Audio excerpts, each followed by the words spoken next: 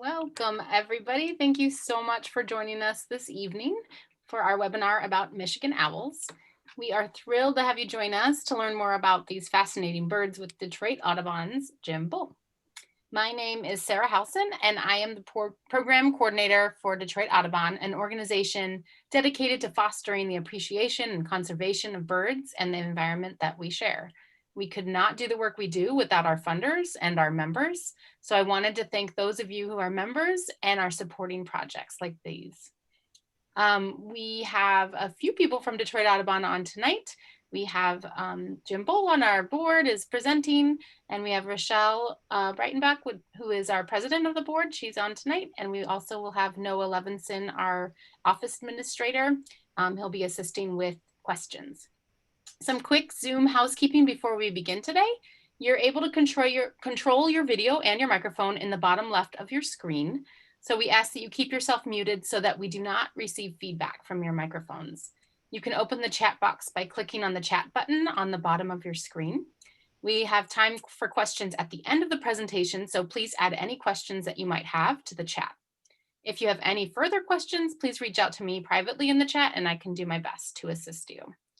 Since tonight is a family-friendly webinar, I wanted to introduce my daughter, Maya, who is going to introduce our speaker tonight. Hi. Jim Bull is a past president and an active board member of Detroit Audubon and holds a PhD in National Resources from the University of Michigan. He currently teaches environmental science, biology, geology, and nutrition at Wayne County Community College and Macomb Community College.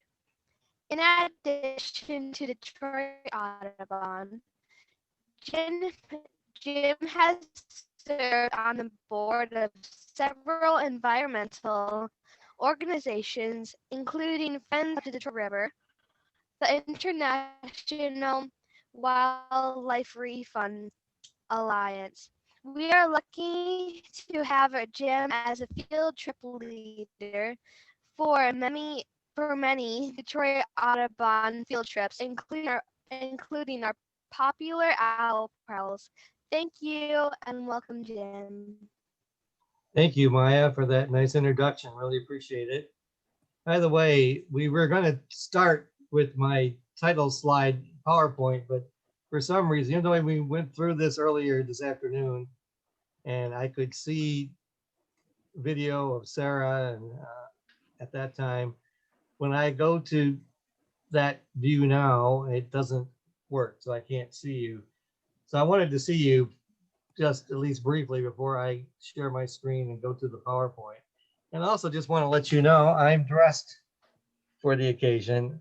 I have my snowy owl t-shirt that I bought from Detroit Audubon several years ago. So I think with that, we will go to the PowerPoint and start the program.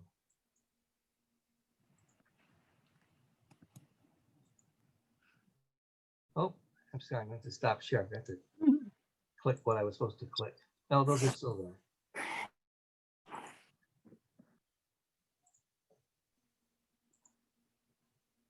Hey, so this is owls for those who give a hoot.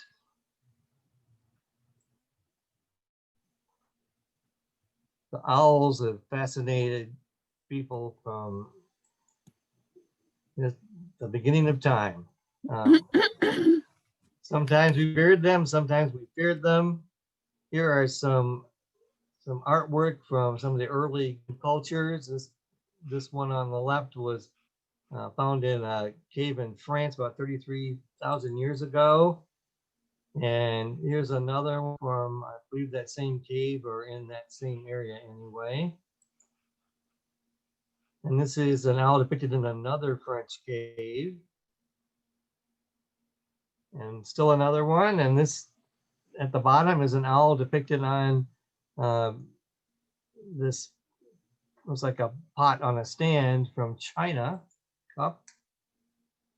And this is a relief from an ancient Egyptian tomb with an owl, ancient Greek coin, and a statuette. And then a lot of owl imagery in native culture. It's from the Pacific Northwest, the Salish culture. Totems often featured owls.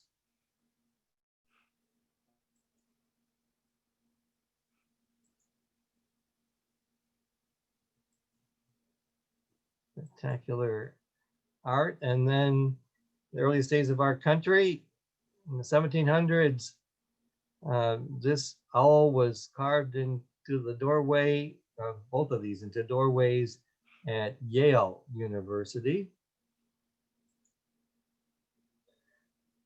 We've probably all heard about the wise-old owl. Why is that? Well, I say that owls are probably not any more intelligent than other birds, but they certainly are well equipped and wise in what they do. But why do we have this idea of the wise old owl? Well, probably it's because they have eyes in both of them in the front of their face. And I thought I'd share this poem that I found about the wise old owl that might be good advice for any of us. A wise old owl lived in an oak.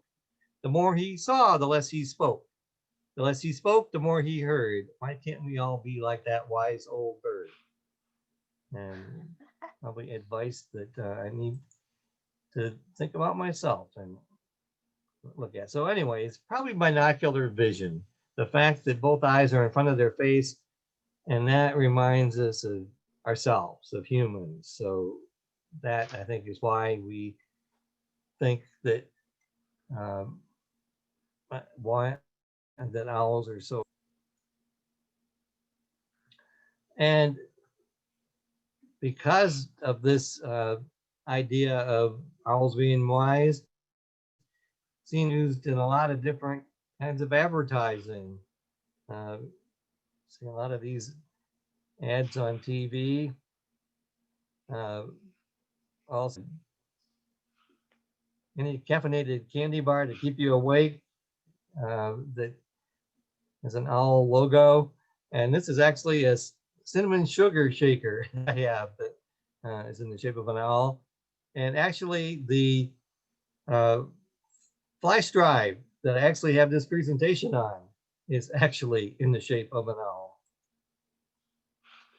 And this is a great horned owl kind of decoy that you can buy. I use it for creating wildlife scene, but I think they're mostly sold to keep kind of the geese off of docks. You go on Grosse Seal and you see a lot of great horned owls. And we actually have one of these still in the Detroit Audubon office, and there's a slit in the back of it, which I think and we use it a lot of times, or at least we did at events at our tables for donations. This is actually something I got at an auction. This is actually a little box that you can put Post-it notes in. And this is a Halloween decoration that I actually have up almost all year above my window here. And of course, there's the mascot Woodsy Owl that the U.S. Forest Service has the mascot that says, "Give a hoot, don't pollute. Lend a hand, care for the land. Don't be a dirty bird. Be climate wise." And this is a drawing, I think, by a child that shows Woodsy Owl. And this is another one, I think it was an award for the U.S. Forest Service competition for a poster. But owls have sometimes been seen as evil and bad omens as well. And here's some depictions that give you that side of thinking about owls. And then they've been an inspiration to artists for a long time. We saw some Native American artists, actually Native American here, the barn owl. This is actually if somebody gave to me. This is a great horned owl carved into a shelf fungus or bracket fungus. This is actually an owl Christmas ornament I made years ago out of cattails and some scale cone and also a seed pod from a evening primrose. And this is an award I got in the biology department at Adrian College, a BioWise award. These are some more Christmas ornaments. And then this is actually something somebody gave me. It's an owl on felt, but a lot of it is with pins. And this is a pen nib for the beak, pins and other hardware it's made out of. These are a couple mugs and a couple candlesticks I have with owls. And this is a huge owl that is made into a mosaic, kind of a 3D mosaic. And you've seen those right one inside the other. Here's one of those using owls. And an owl pin.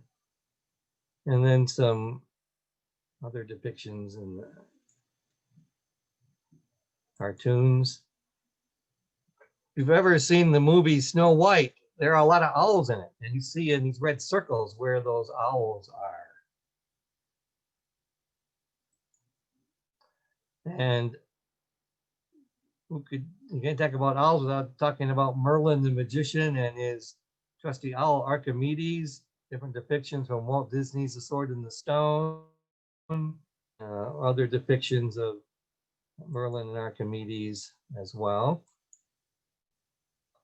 And of course, owls figure very prominently in Harry Potter, so much so that J.K. Rowling had to make an advertisement to go on TV to tell people that owls were not suitable pets. That was in the story, but that's not something that they should aspire to. And then I don't know if anybody's seen this film. I have not actually seen it, but Legends and Guardians featured owls as main characters. And then Walt Disney's Bambi had Friend Owl. I like his depiction here. So now I get into some information about owls. And I'd like to start with a question. And I can't see the chat, but maybe you could put something in the chat and maybe Noah or Sarah could tell me some of your responses. So my question is, how big do you think human eyes would have to take up as much room in our heads as owl eyes take up in theirs? So think of a 3D round object. It would be of comparable size.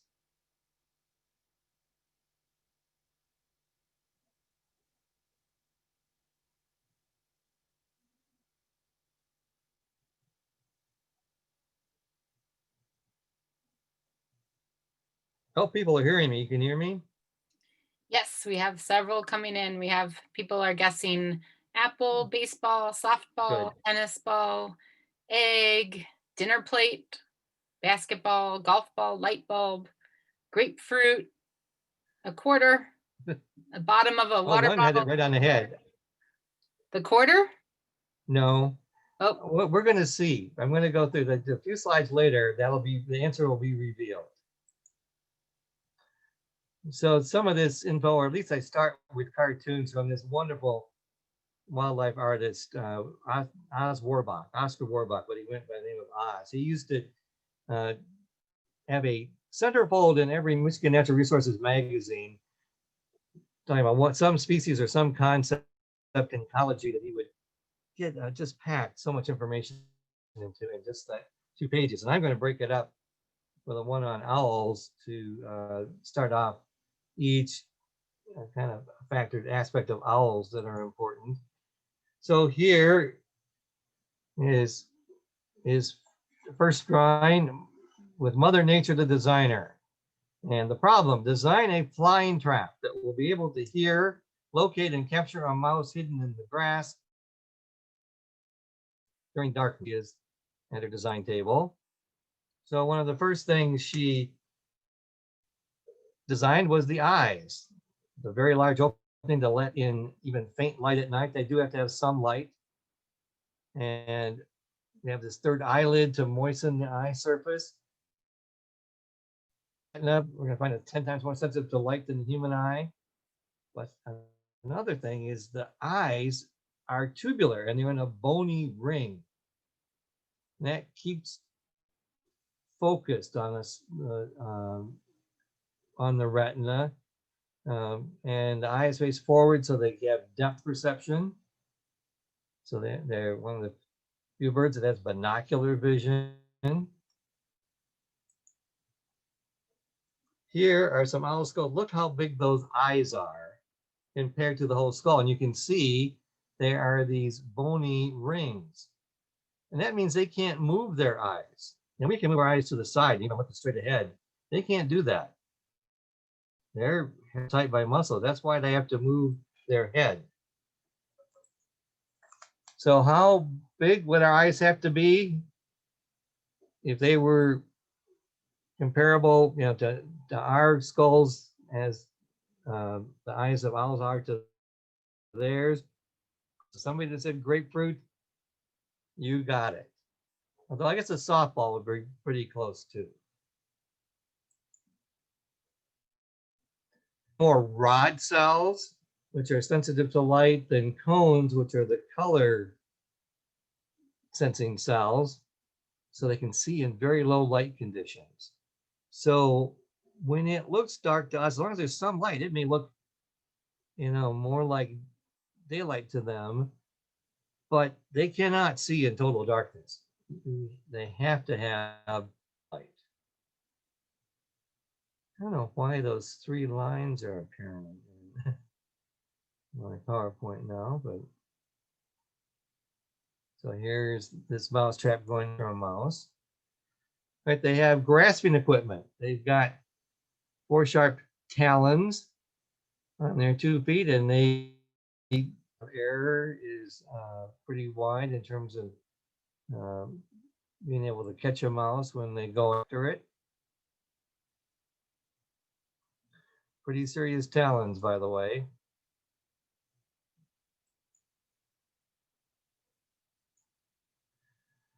By the way, when a owl comes down and gets a mouse or another creature and it's snowing outside, you can sometimes see the evidence of that.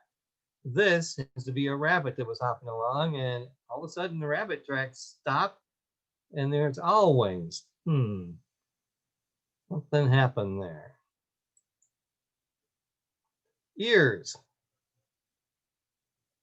Some owls we're going to see have tufts of feathers. Those are not ears, those are just feather tufts. Their ears are actually under their eyes, a little bit to the side. And they're underneath the feathers. One is actually a little lower than the other. And some owls actually even have a facial disc, like this one, that actually acts like a satellite dish to focus the sound. But here you see one ear high, one ear low. What does that do? There's the ear, by the way. Pull the feathers apart a little bit.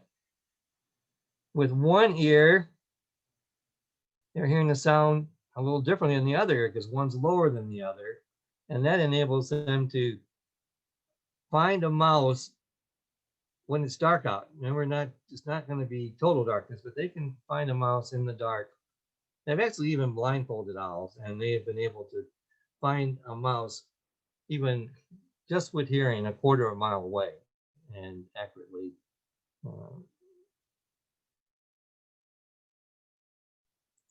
Silent flight. They have fringes on their feathers. And so unlike other birds that really have a lot of resistance when their wings flap, and so you get a lot of sound, owls can almost fly. So here you can see that fringing on the feathers. It breaks up the sound so they can fly silently. And here you can see this great horned owl with the fringes on its feathers. And let's see if this works. This is a video that will demonstrate that. You can come back in. Every time you show a video, you got to go back out again. Let me go back out.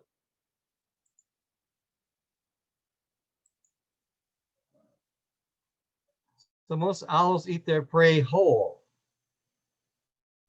which is a feature of owls.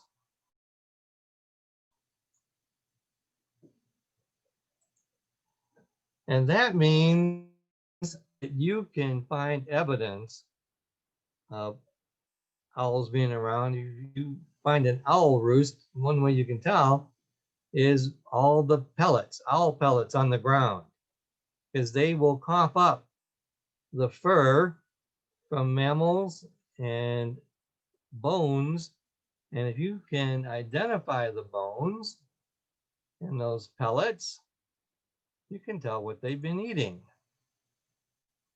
And I think a lot of schools in Michigan now have students dissecting owl pellets in middle school, I think it is. At least I know they used to, because it was on the meat test, and I assume it's still on the test they give now. So I think there's biological supply houses that have injured owls that they feed mice and other critters and get them to regurgitate owl pellets, and then they sterilize them actually before they send them out. All right, can an owl's head turn 360 degrees? No, their heads would twist off. They can go 270 degrees, and then they quickly snap back the other direction. Their necks are very skinny. I wish I had a picture of this. Maybe we'll get Joe Rogers again one of these days. He came to a couple of our annual conferences with to show us, and he does this trick where he'll stick a pencil. It looks like he's sticking it right to the owl's neck, but it's mostly feathers, and the owl's neck is very skinny. So here we will be able to see the owls, this barred owl turning its head.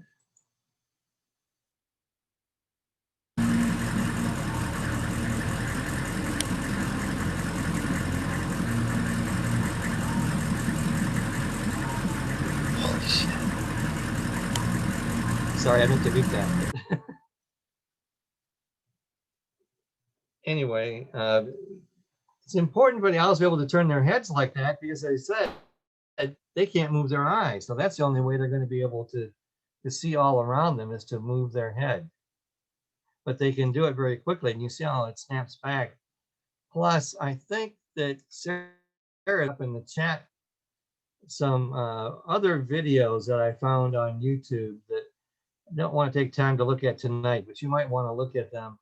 They go into some of the other adaptations that owls have, including adaptations or things that happen to their, particularly their blood vessels, arteries going to their head, that are protected in various ways. Because even if we could move our heads the way that owls do, because they've got actually more bones like we have on our wrist, so they can move their neck more, we still probably have a stroke if we did that. But they've got some added adaptations that enable them to not suffer by moving their heads so far.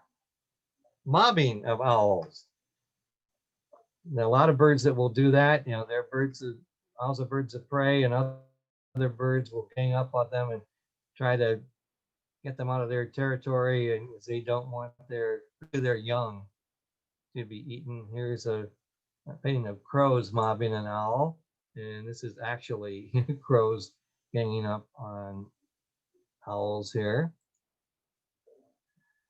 And this one's really bold, even landing on. I've seen a crow. I've seen some smaller birds land on an owl or a hawk. And this one's really getting aggressive. But, you know, there might be a cost to that, as you can see with this young great horned owl that has a crow leg sticking out of its mouth. And blue jays will also mob owls. In fact, one of the ways you can sometimes find owls during the day, if you hear a lot of crows or jays or even chickadees and some of the smaller birds going just bananas, there's probably an owl around. And look where they're focusing their attention on, and you'll probably find an owl.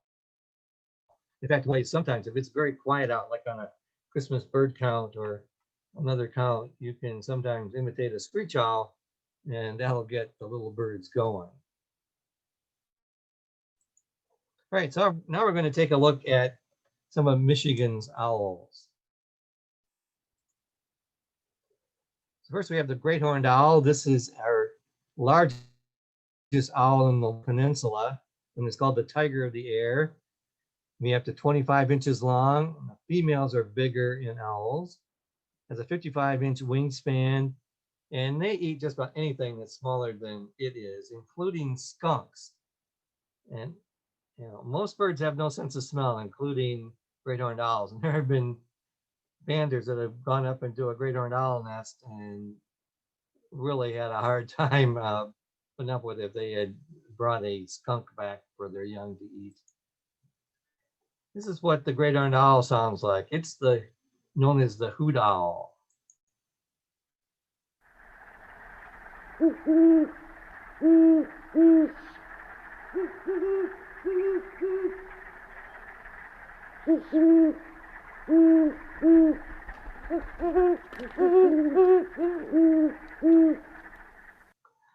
Notice this has the facial disc too, the ears in here, so that'll help focus the sound. Notice these tufts of feathers. Those are just feathers, and we think it helps them to blend into trees when they're roosting. Here's one flying, another one flying out of a barn. Not only barn owls are in barns. And an artistic depiction of a great horned owl. Great horned owls start nesting in February. So they'll start courting even in January.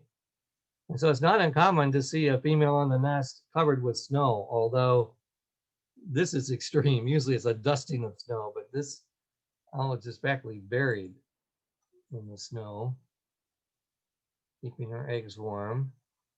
Why would they nest in February? Because that way their young will be hatching, and there'll be plenty of prey from young mammals that have been born. So it works out that way. This is a great horned owl nesting in a tub. This is at Lake St. Clair Metro Park. And I tell you, this has been happening for, I don't know, 30, 40 years, where probably 60 related have nested in this tub. I remember going there as a kid on the Detroit Audubon bird hike there when it was called Metro Beach, and seeing it, my first owl nest in it was in a tub. We used to see a great horned owl nest when we went to the West Bloomfield Nature Center for our symphony field trip. As in the middle of the heron tree, one of the nests was taken over by an owl, and that you can see the little tops or horns of that great horned owl sticking up there. And we would later see the young roosting in branches right still here in the midst of the heron rookery. Unfortunately, this heron rookery is no longer there. There was a tornado that came through and just ripped up all those trees. So here is a great horned owl with the young. There's more young getting ready to be banded. Mother with the young, and one that's out of the nest now, but boy, they can put on a real show to scare any would-be predator away. And they just, sometimes they can look bigger than the adults. They're so puffed up with down. Here we have the long-eared owl. Long-eared owls Some of them do nest around here, but we see them more in the winter. They're one of our few migratory owls. Lake Erie Metro Park used to be a place for that. They still may be there, but there was a gentleman who used to find them, and they had as many as 11 wintering at that park. And are just very hard to see. They just blend in, and they're usually not right on the trail. You can visible from the trail sometimes if you know where to look, but they just blend in so well. The only time I saw them there was when somebody pointed them out to me. Um, and also, we had one year we had a meeting of the board of Detroit Audubon to put together our thoughts for a strategic plan. We took a break, went outside the nature center at Belle Isle. We were meeting at the Belle Isle Nature Center, and there was a long-eared owl in a tree right next to the nature center building. They have unusual couple calls. Let's listen to these.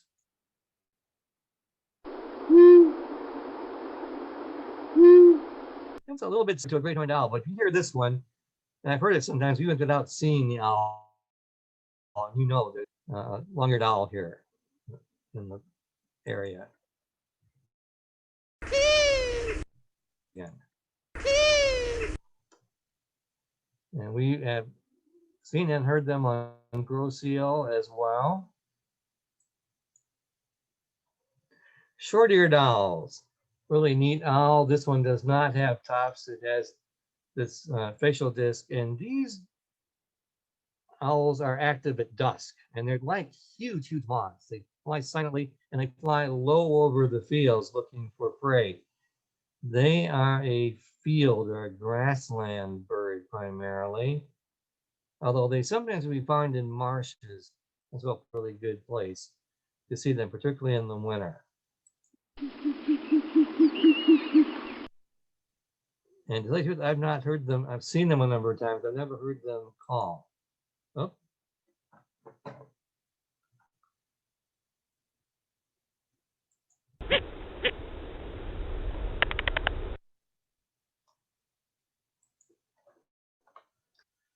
I think it's probably my favorite of the owls. I like them all, but this is one we used to get a lot on owl prowls. That when I started leading, this was the owl we looked for.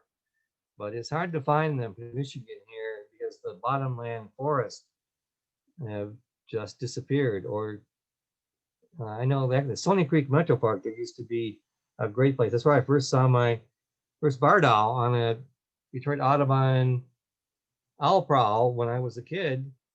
But we tried going to Stony Creek for years, and we stopped going there because even though there still is a wetland at Stony Creek Nature Center, it's not big enough. There was a lot of the wetland was outside the park. It's been developed and apparently not big enough anymore to attract the owls. But these owls kind of have a vocalization that sounds like they're from the South, and they're saying, "Who cooks for you all?" So listen to this.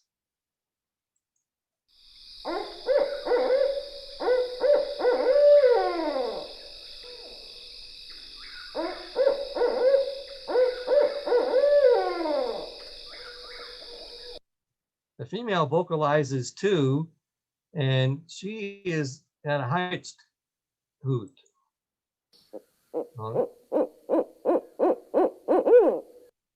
That's when this is actually getting more excited about an intruder. And what they're doing, they're telling other barred owls to stay out of here, that I've got this territory, you find someplace else. Here, you're going to hear them both hooting, and this is called the wild monkey call. And they're both hooting together, and the higher pitch is going to be the female. And this really sounds crazy.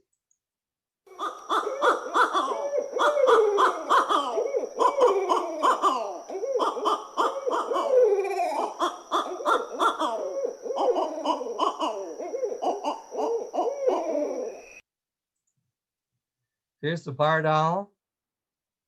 This is it's got dark eyes, and it's got the facial disc that focuses that sound to the ears. No tufts, feathers on the top, and it's called a barred owl because of this barring on its chest here.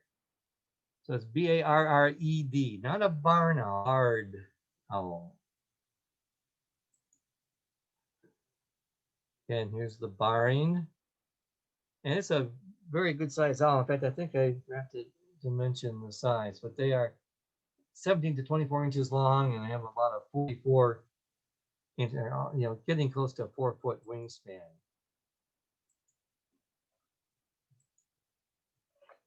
And here it's looking down. Here it's just caught a mouse.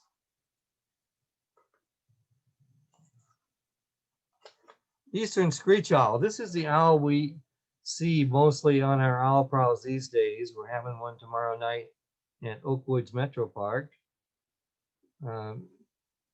We'll have others. Going to have another one in March, I think.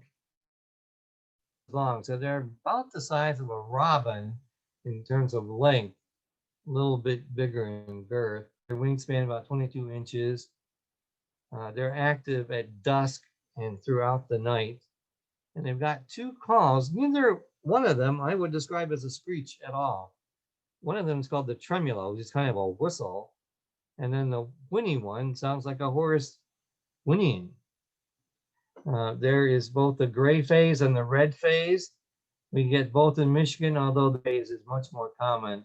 The red phase is more common in the South, and don't know exactly why. There might be a gene that controls more than one thing, but apparently those with the red phase a lot of times don't seem to weather the cold as well. By the way, they do interbreed. See some intermediate plumages. Their food is what they do in season, eat lots of June beetles and grasshoppers and frogs. So this is a pretty little owl, and they can feed on some little things.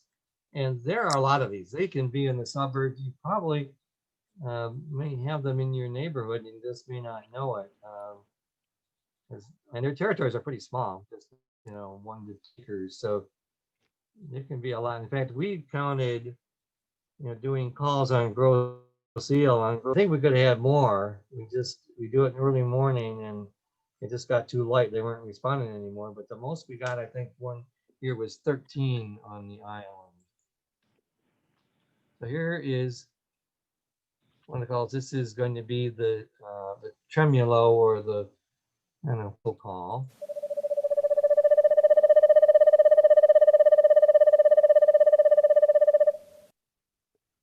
And here's the whinny.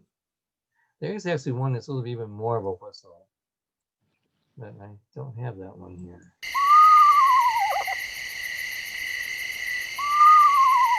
It's the whinny. So this is the red phase, and that's the gray phase.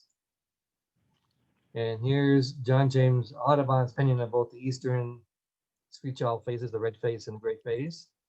And you can see how the tufts of feathers on the screech owl, much like a miniature of the great horned almost, how it helps it blend in to a tree. This is enter through a hole in the tree, probably where its nest is, and it is very hard to see if you don't know where it is.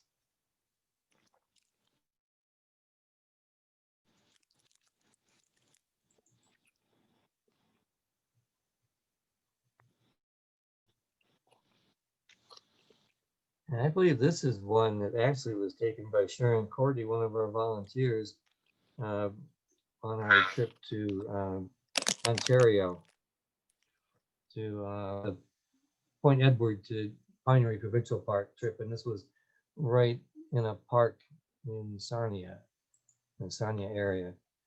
And you can see how this one's blended in again. And there's the red face. And then this is, I think, one of the cutest owls, a saw-whet owl. The first one I ever saw was at Point Pelee. It was right on the side of the trail, just a few feet or a few yards off, I guess. It was there in the morning when I first went out to the point. It was there in the exact same spot, midday, and then it was still there at the end of the day. It was there for days. The people taking pictures, they did not seem to mind people around, at least. But you don't want to get too close. Where there was one on gross eel that was harassed and kind of driven out. You don't want to use flashes for sure in taking pictures, and you just use a long lens and keep your distance. But these are amazing little owls, and we see them mostly in migration. They breed up in northern Michigan. I've heard them on territory up in the Grayling area, and they go further north into Canada. But here we only see them in migration, so they're not calling here that I've ever heard. The call is, or their hooting is to set up territories, and they're not interested in that here. They're not territories are breed.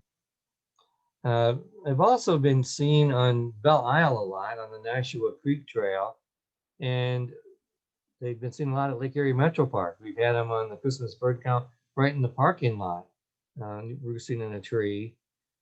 And there are people that banned owls on Belle Isle and at Lake Erie Metro Park, the saw-whets in particular, and used to ban them to Dearborn until they ended their banding program. And this owl has some strange owls. It's called the saw-whet owl because I'm going to play this call first. Some people thought this call sounded like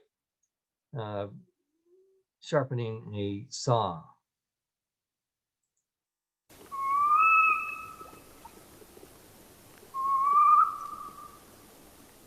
There's another call which I don't have that sounds like a dog yipping, but this is the weirdest call, and it is the main call or song that it gives, the breeding call or song, and it sounds to me like sonar. It doesn't sound like it can be a bird at all.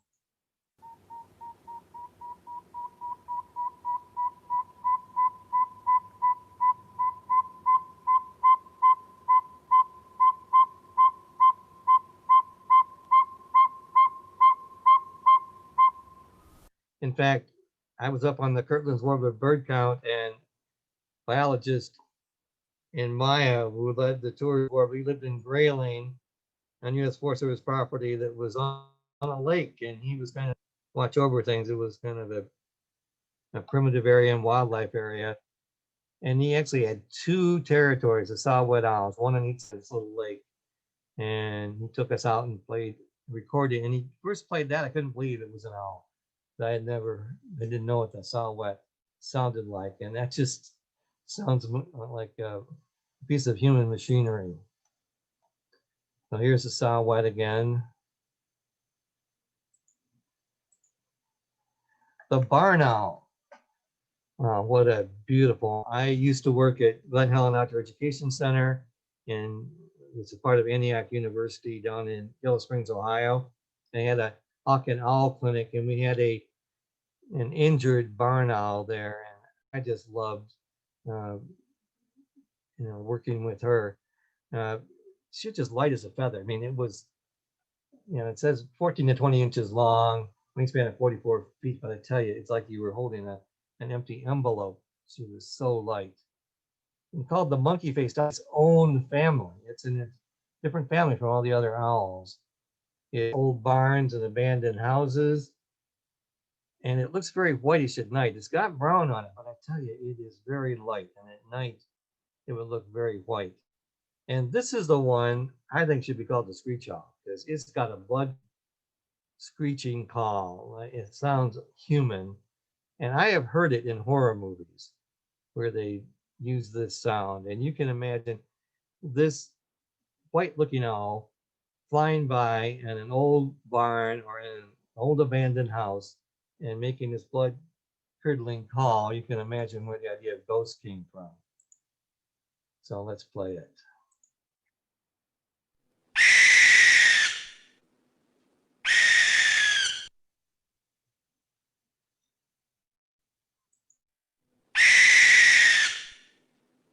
Let me get your here standing down there.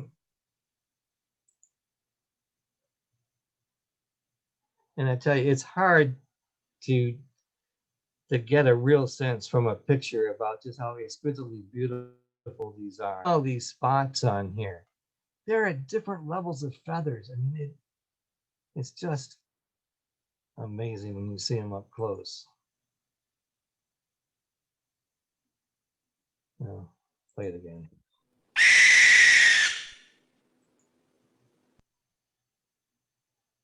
These are circumpolar. They are found all around the world in the northern hemisphere. You see, well, and even to the southern hemisphere too. This is the worldwide distribution now, same species.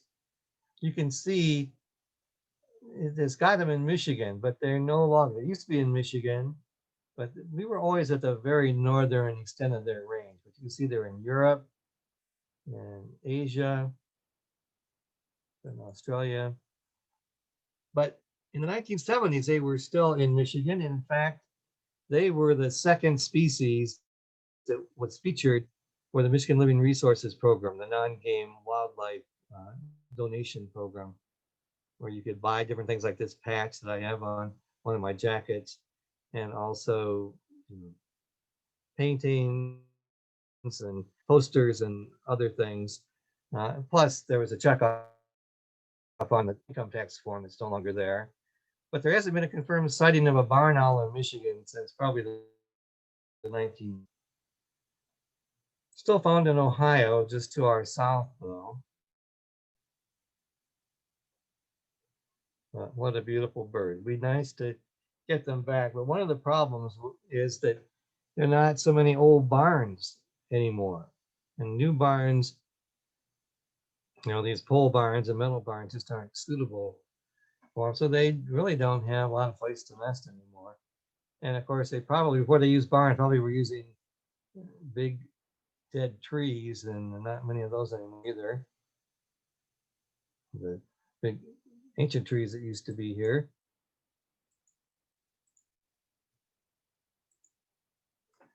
Snowy owl. These we only see usually in the winter. They're dense in the Arctic tundra, but juveniles will sometimes migrate. We used to say as far, that's about as far south as they would go, but then in 2014, they were found clear down south, I think even in Georgia, and further south than that, I think even. In the Arctic, and they're going to be found in fields, airports, open areas, because there's no trees in the tundra, so they don't know what trees are. They're not instant trees. They're going to be on the ground, and they're going to. In fact, in 2014, excuse me, not 2014. This is just 2018. Bruce Shahowski had, I think, a total of 13 snowy owls, at least, maybe more, at Point Mouillet. And I know he found at least 10 even on one day. In fact, he got 4 in one photograph. I should have looked that up and put it in here, but I don't have that. But they are very interesting. Inches long, and wingspan can be 53 inches. There's one hunting a mouse. By the way, has more black on her, I believe. The juvenile as well.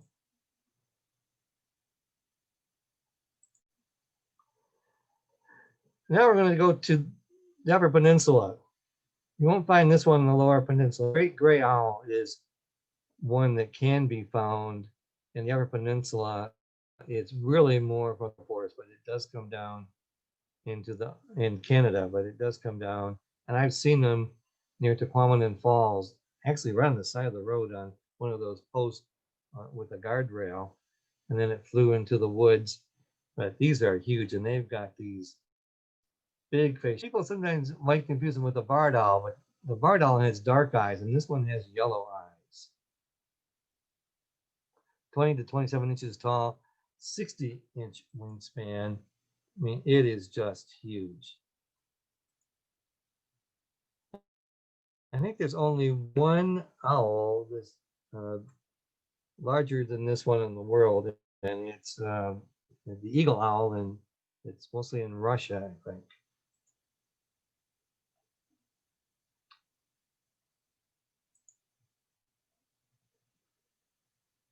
And you can only see that facial disc that would sound to its ears.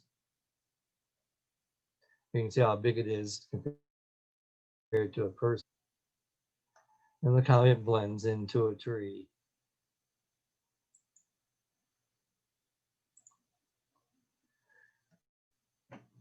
We maybe sometime we'll have to schedule a trip with Detroit Audubon up to Whitefish Point, up on the Upper Peninsula. It would have to be a 2 or 3 day trip to find some lodging, but you'd have to go in April, early April. And that's when they have these owls coming through, and they actually band them so you can see them up close. So the great gray owl is one, and northern hawk owl is another one. They're 14 to 33-inch wingspan. And there's the hawk owl. They look a little bit like a hawk, although they do have their eyes in all owls. The boreal owl is kind of similar to the saw-whet owl, but they are definitely from further north. Their call, I guess, is like water dripping. Never heard them call. I've actually not seen them in person. Definitely would like to go up there and see them, and would love to lead a trip one of these days. There's the boreal owl again.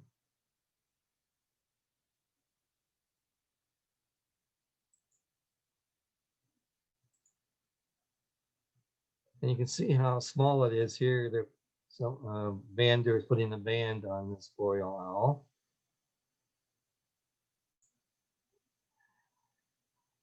Well, that's all, folks. Thank you for giving a hoot, and hope you learned a little bit about owls in general and Michigan owls in particular. So if you have questions, I would going to try to answer them. Oh, I love Fisher's owl. More colorful than any owl I've seen in the wild, though.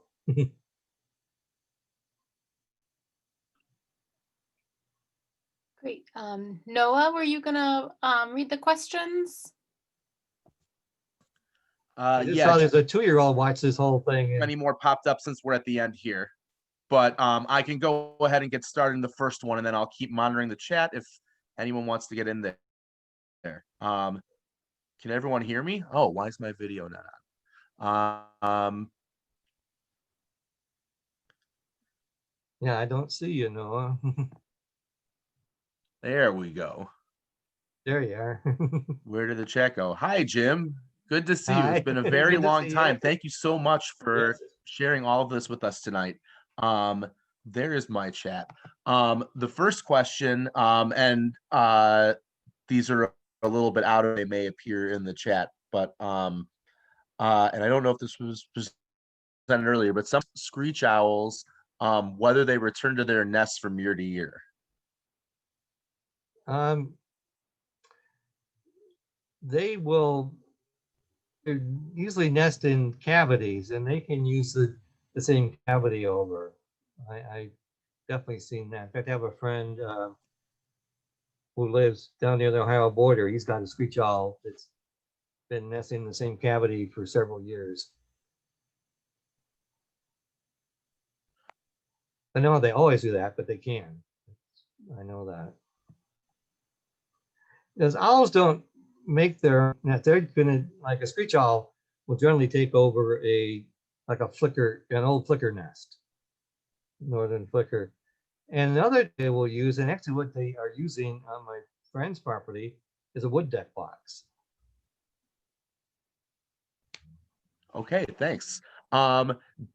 We have a real special question. Could you, Jim, just give a shout out hello to our friend Griffin, who is very excited and sat through the whole thing. He really wants to say hi. Hi, Griffin. Is that Griffin there with Hope Ray? Yeah. Nice to have you Thank with us.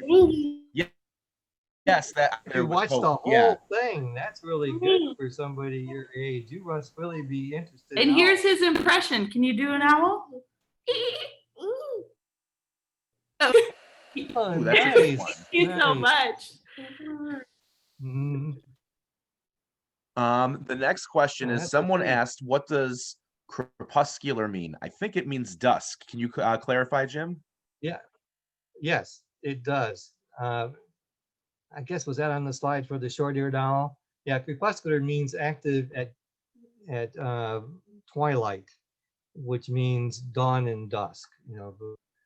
Just before it gets really dark at night, and then often more active again in the morning before sunrise. And there are like woodcocks, which we're going to have a woodcock watch in the spring, hopefully.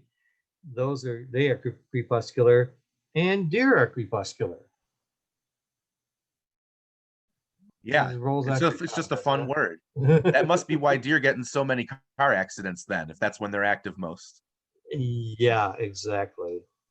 Someone wanted to know if there is what time of night and or which month is best for hearing the tooting sonar call from the saw-whet owl. That would be in the summer. Is when or actually May, June.